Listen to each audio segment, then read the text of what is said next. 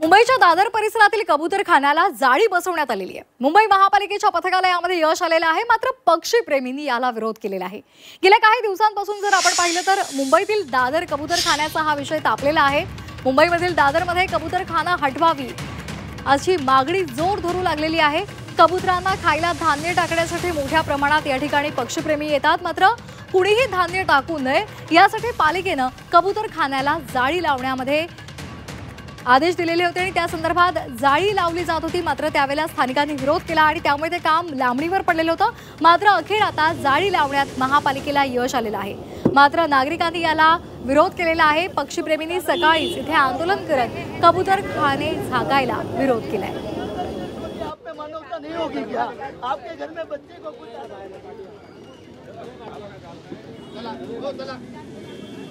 Court का अनादर नहीं करना चाहते हैं, लेकिन मैं कोर्ट को यह बताना चाहता हूँ कि इसमें कितने लोग मरे हैं। आप मुझे बताइए तो सही, कौन सी लॉबी आपको ये परेशान कर रही है कि एक कबूतर को रोड पे लाके छोड़ दिया आपने? आप हमें बताइए तो सही।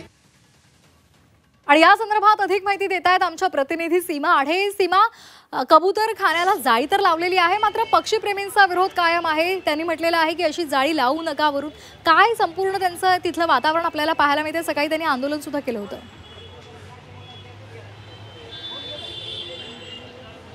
नक्की श्वेता, आपल्याला माहिती आहे की दादर येथील कबूतरखान्याला गेल्या अनेक महिन्यांपासून स्थानिकांचा विरोध आहे की वाढत असलेल्या या कबुतरांमुळे नागरिकांच्या समस्येला अनेक आजाराला सामोरं जावं लागतं, त्यामुळे कुठेतरी हा कबूतरखाना बंद केला पाहिजे अशी मागणी होती आणि आता त्यावरती अंमलबजावणी सुद्धा झाल्याचं आपल्याला पाहायला मिळत आहे। संपूर्ण कबूतरखान्याला ताडपत्री लावण्यात आलेली आहे, जेणेकरून पक्षीप्रेमी या कबुतरांना खाद्यपदार्थ टाकणार नाही आणि कालांतराने कबुतरांची संख्या कमी होईल। आता काल रात्री महानगरपालिकेच्या पथकाकडनं ही कारवाई करण्यात आलेली आहे। रात्री सुमारे 2च्या सुमारास ही ताडपत्री या ठिकाणी आपल्याला या ठिकाणी लावण्यात आलेला आहे आणि लावण्यात आल्याचं पाहायला मिळतंय आणि थोडीही जागा आपल्याला दिसत नाही, जेणेकरून पक्षीप्रेमी त्या ठिकाणी येऊन खाद्यपदार्थ टाकतील।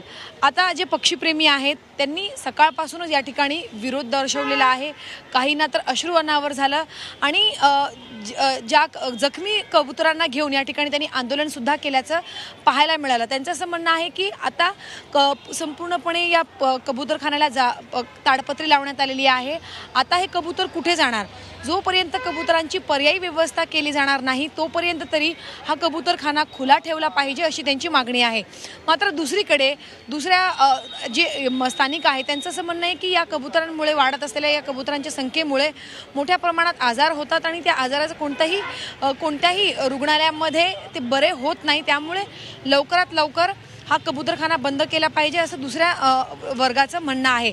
त्यामुळे न्यायालयाने आदेश दिल्यानंतर जे कोणी या ठिकाणी खाद्यपदार्थ टाकतील त्यांना 500 रुपयाचा दंड आकारला जातोय। दंड आकारून सुद्धा पक्षीप्रेमी या ठिकाणी खाद्यपदार्थ देऊन जातात, त्यामुळे महानगरपालिकेला ही कारवाई करावी लागते। दुसरीकडे या ठिकाणी जे काही नागरिक आहेत त्यांचं असं म्हणणं आहे की आता लवकरात लवकर पर्यायी व्यवस्था केली पाहिजे, म्हणजे इथे ना बसायला कबुतरांना बसायला जागा नाही, बाजूला मंदिरावरती सोबतच इतर अगदी त्यामुळे या मुद्द्यावरून 2 मतं आहेत आणि त्यामुळे महापालिकेची कुठेतरी कोंडी झालेली आहे। सध्या तरी त्यांनी ताडपत्रीने हा संपूर्ण कबूतरखाना झाकलेला आहे, त्यामुळे आता आगामी काळात काय याचे पडसाद उमटतात हे पाहणं महत्त्वाचं ठरणार आहे। धन्यवाद सीमा, दिलेल्या सविस्तर माहितीसाठी।